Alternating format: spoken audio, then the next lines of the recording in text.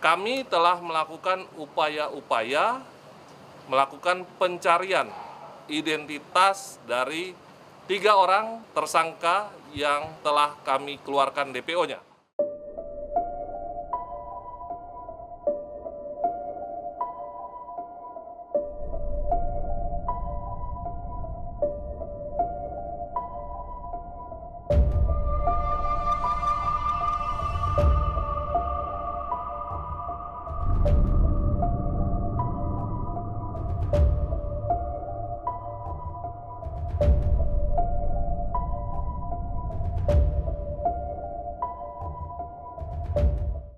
Saya akan menyampaikan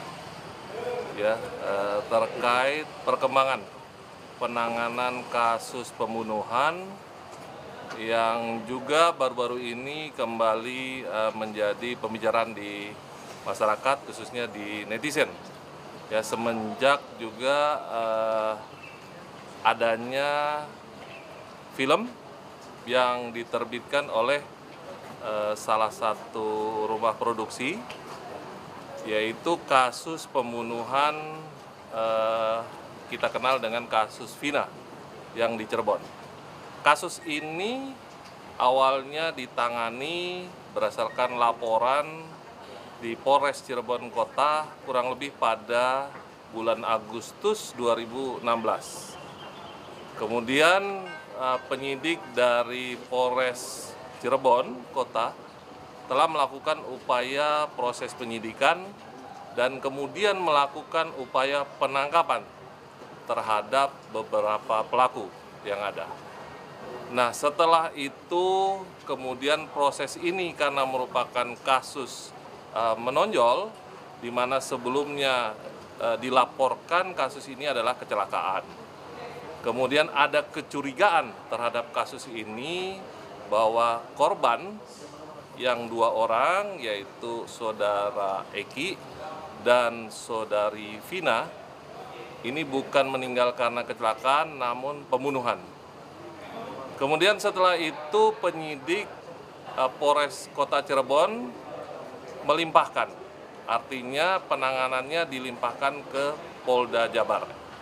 Nah, kemudian dari hasil pelimpahan tersebut, penyidik Polda Jabar sejak September, jadi 1 bulan setelah dilaporkan dan dilakukan upaya oleh Polres Cirebon Kota, kemudian penyidik Polda Jabar menangani proses penyidikan selanjutnya selama kurang lebih sampai bulan November. Jadi September diterima, September akhir, jadi Oktober dan November di proses sidik selanjutnya, dan November dinyatakan kasus ini selesai dan diserahkan ke kejaksaan. Kemudian kasus ini bergulir di pengadilan, sidang, dan terhadap pada saat itu proses penyidikan menemukan ada kurang lebih 11 orang tersangka, ya, 11 tersangka, di mana pengadilan memutuskan memvonis ada 8 tersangka, 8 tersangka dan 3 yang masih dalam pencarian atau berstatus DPO. Kemudian 8 orang ini divonis untuk 7 orang tersangka yang telah dewasa dengan pembunuhan berencana dan kasus perlindungan anak, yaitu divonis 8 tahun. Saya ulangi, seumur hidup ya, untuk 7 tersangka yang telah dewasa. Sedangkan terhadap 1 orang tersangka lagi yang pada saat itu masih di bawah umur telah divonis 8 tahun.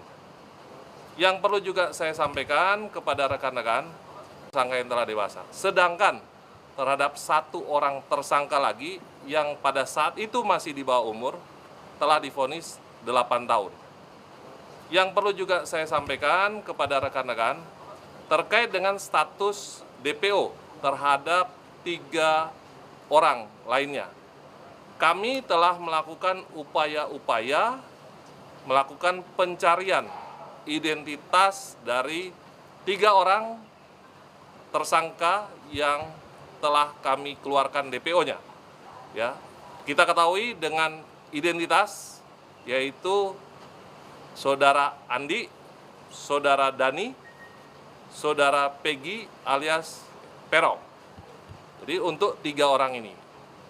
Kemudian upaya pencarian ini, baik pemeriksaan saksi-saksi maupun 8 tersangka yang sudah divonis, ya, yang sudah ada di rutan lembaga pemasyarakatan, itu tidak ada menunjukkan ya identitas asli dari ketiganya.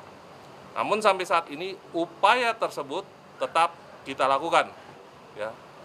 Saat ini juga untuk ketiga tersangka perlu kami sampaikan, ya, 3 tersangka yang masih berstatus DPO dari hasil pemeriksaan penyidikan baik di Polres Cirebon Kota, di Polda Jabar maupun di persidangan, ya, tidak ada yang menyebutkan, yang menyampaikan bahwa identitas ketiga orang tersangka yang di PO adalah dari keluarga atau anak anggota kepolisian. Jadi perlu saya sampaikan kepada rekan-rekan bahwa hasil pemeriksaan maupun fakta di persidangan yang sesungguhnya bahwa salah satu korban yang merupakan pacar atau rekan dari saudari Vina, yaitu saudara Eki, adalah anak dari anggota kami, anggota kepolisian. Artinya justru salah satu korban adalah anak dari anggota kepolisian, bukan pelaku, ya, bukan pelaku. 3 orang yang berstatus DPO belum ada keterangan baik di pemeriksaan maupun fakta di persidangan yang menyebutkan adalah pelakunya dari anggota kepolisian, anak anggota kepolisian. Itu yang perlu kami tegaskan.